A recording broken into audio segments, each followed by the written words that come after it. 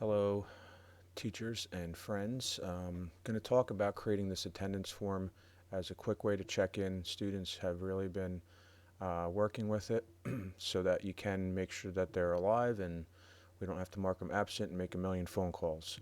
So this is the form I made. I'll go over creating it, but I'm also going to share the link to this, and then I think you guys can just make a copy of it in your drive, and I'll show you how to implement it into your classroom. So this says complete the form every day, and then I have a little kind of class description on there what to do.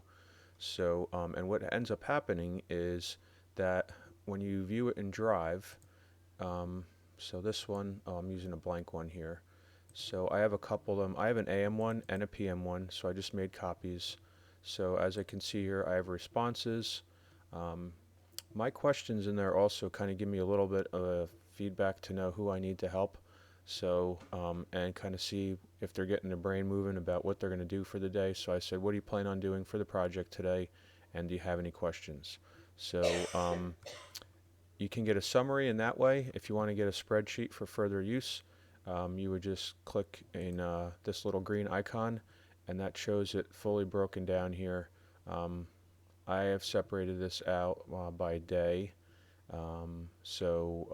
You can download the spreadsheet each day if you wanted to and save it for your records. I believe there's a way to merge all these. It's going to add it to an existing spreadsheet, but that might be a little more involved, and I want to keep this pretty simple now.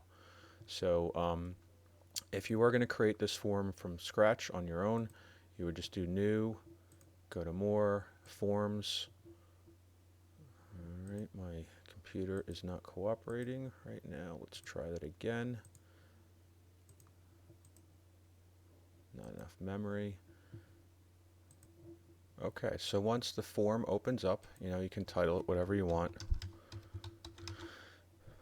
For your questions, the first thing that I had on mine was what's your name?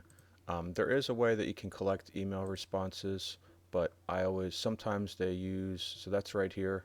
That's in the gear, the settings. You just check that off. Sometimes, though, they don't use their school emails, so I always like to put that in there so that when we're looking at the responses, you can figure out who they are. My next question, and then you can put in, whatever things you have here as far as what you think are appropriate. So these are multiple choice options. These are short answers. All right. So you just add another question, you just press the plus, and then this is the type of answer choice that you have over here. So you do have a bunch of options there if you wanted to do multiple things for that. Um, for the name of it, just click up there. It will rename it to that. And then that's going to show up right in your Google Drive. So I can see right here that this is that form that I just created. And that really, everything with Google starts with the Drive.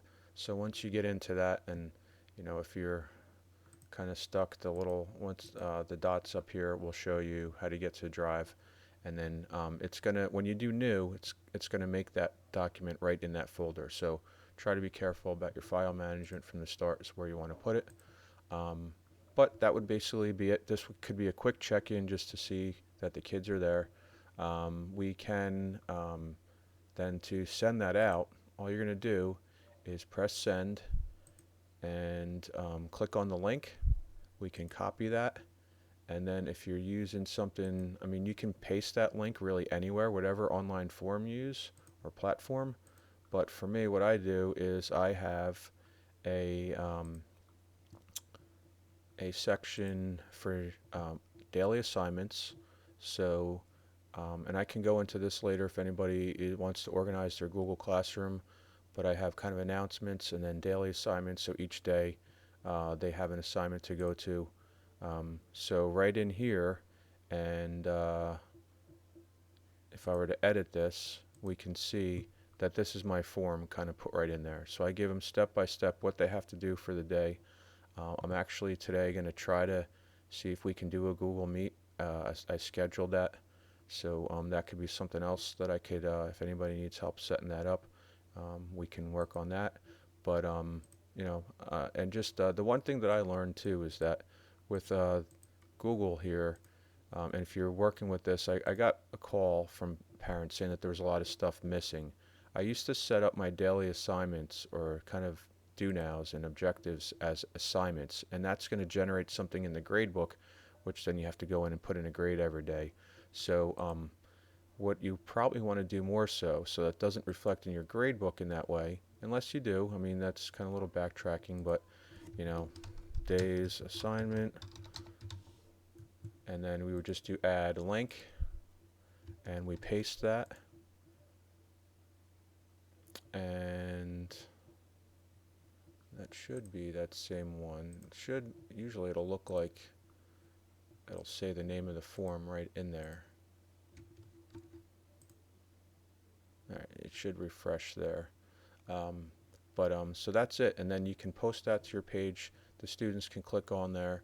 That's actually part of my, I kind of put in here for my announcements, and I just put this, actually I should probably update this. This has an older form on there, but this has kind of directions on what they should do with that, and that's part of their daily grade for that. Alright, so as far as that's creating the form and posting it, now as I said, to check it, you would just go back to, so if this tab is closed, you want to, go do your thing for the day and then come back at whatever point, you can come back here and you can check your responses, and that will have the list there. So this isn't a live form, so there's nothing there, but you can see responses here. What's also good is that you should be able to see, usually in your email you'll get alerts as far as who has submitted that into there.